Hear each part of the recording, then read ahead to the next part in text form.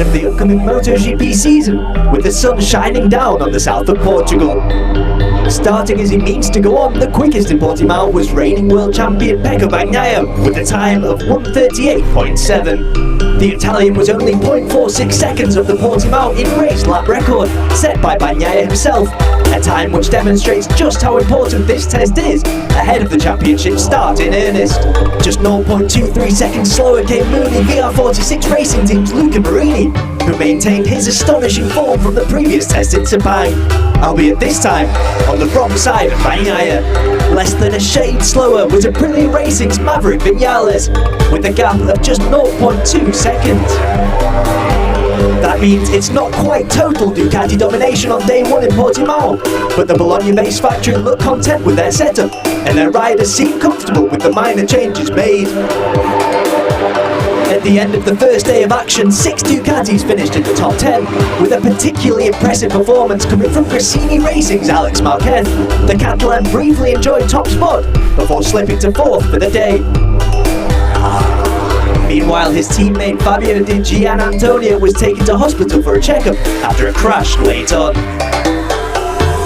Looking most likely to have Ducati checking their rearview mirrors are Aprilia, who've announced their intention to challenge their compatriot factory this season. They may have taken small steps, but they've taken the right steps to improve their performances, and that much is evident in Vinales' performance.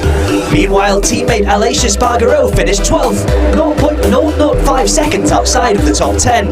And interestingly, despite the development of new wings, both Aleix and Maverick appear to prefer last year's version.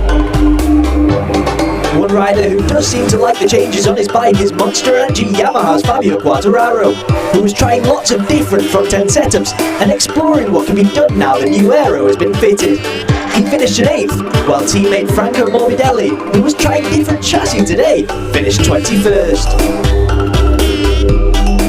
As for Honda, the big question heading into the Portimao test was whether they'd settled on a final spec for the season, and perhaps more importantly, whether they could put together a bike with which Marc Marquez could win the championship.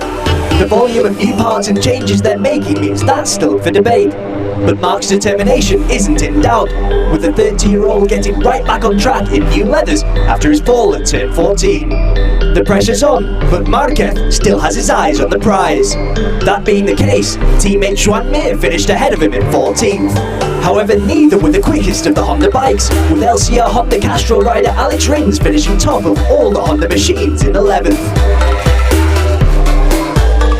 And after struggling in Sepang, KTM are still aiming to unlock the potential they believe they have in their bikes. However, today's evidence won't do much to dispel doubts. Brad Binder and Jack Miller finished in 15th and 16th respectively, after spending most of the day closer to the bottom of the classification. While both their bikes had updated aerodynamics, they were trying with and without downwash ducts. The first day of the Portimao MotoGP official test concluded with Ducati where they expect to be, but Aprilia are hot on their heels and ready to seize the crown.